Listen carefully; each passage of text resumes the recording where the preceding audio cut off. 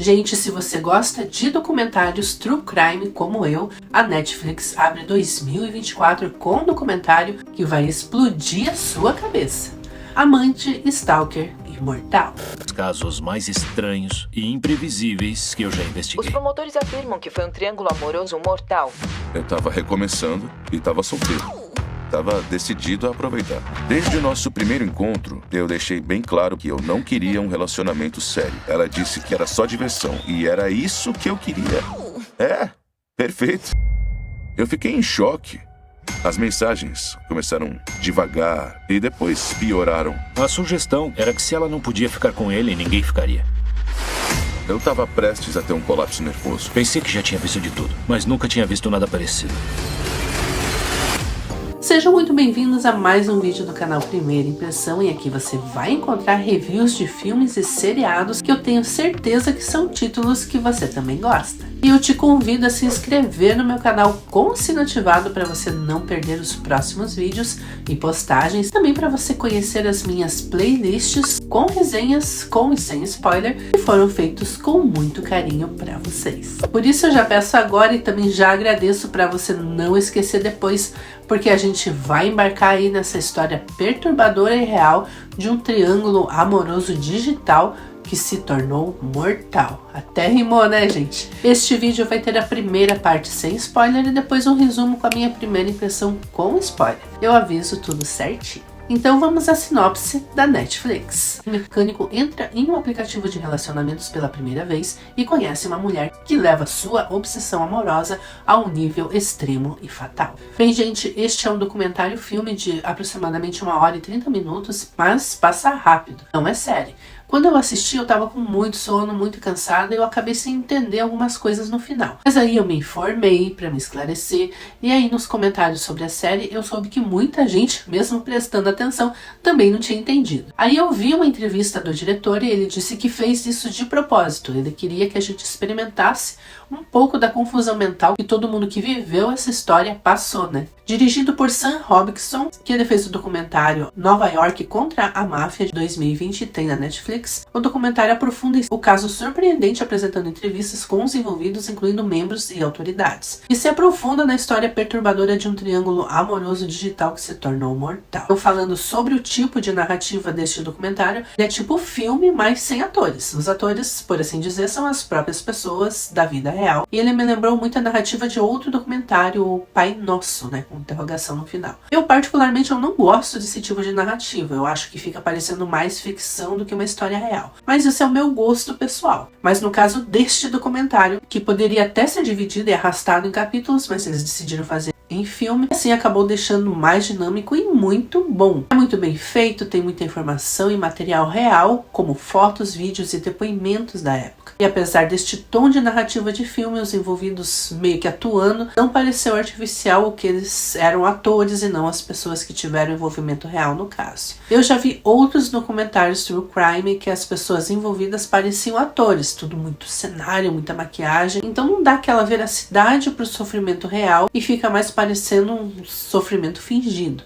Mas neste a gente entende as camadas, as intenções no que está sendo dito e no que não é dito. E também é daqueles tipos de documentário que, se você for saber antes sobre o que se trata, vai tirar sua experiência dos elementos surpresas e os plot twists. Porém, a confusão foi trabalhada tão bem que mesmo que você veja a parte com spoiler na hora de assistir, você ainda vai ficar um pouco confuso. Toda a narrativa é contada do ponto de vista do Dave e depois dos investigadores. Bem, gente, entrando na história, é um documentário que mostra o Dave, que é um pai de família, separado, que ele está atrás de uma relação amorosa casual. Como muitos tiozões fazem, né, o Dave resolveu entrar na internet, ele entra no site de relacionamento tipo Tinder, contra uma mulher, a Liz, deu match com ela, que era para ser apenas um envolvimento casual e descontraído, acaba virando um caso de triângulo amoroso porque ele encontra uma outra mulher, deixando a vida de Dave e dos seus familiares em risco. O documentário se passa no interior dos Estados Unidos e aborda entrevistas com policiais que resolveram o caso, além de pessoas próximas envolvidas. Não é uma montanha russa de emoções,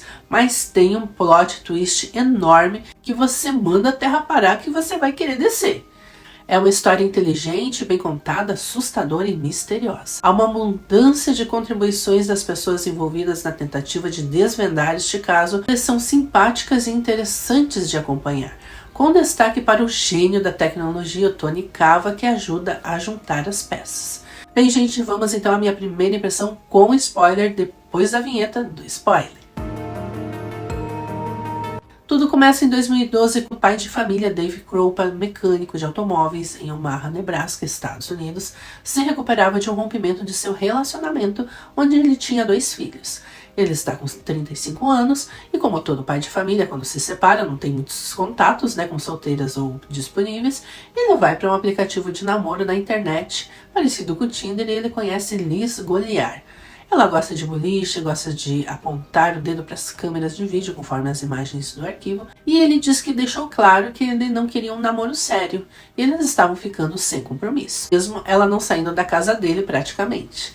Neste meio tempo, ele acha a Carrie Farver, com quem ele também tem um relacionamento. Então ele interrompe o namorico com a Liz e investe na Carrie, mas ela diz que não quer nada sério, ele também não quer, e os dois concordam. As 2 semanas de diversão terminam quando a Liz aparece no apartamento do Dave para pegar suas coisas lá, e a Carrie estava junto. Mas resolvido o término com a Liz, em seguida, Dave recebeu uma mensagem de Carrie dizendo que eles deveriam morar juntos. Mas aí ele recusa porque eles tinham concordado que seria um relacionamento casual, A Carrie começou a enviar mensagens de texto para ele com mensagens grosseiras e ameaçadoras. E de repente a Carrie desaparece da vida real do Dave, mas se torna presente na vida virtual, e o Dave começa a receber uma enxurrada de mensagens de textos e e-mails ameaçadores. Liz diz a Dave que ela também está sendo perseguida pela Carrie. E em seguida, a casa da Liz é totalmente queimada, matando seus animais de estimação e deixando os investigadores em alerta.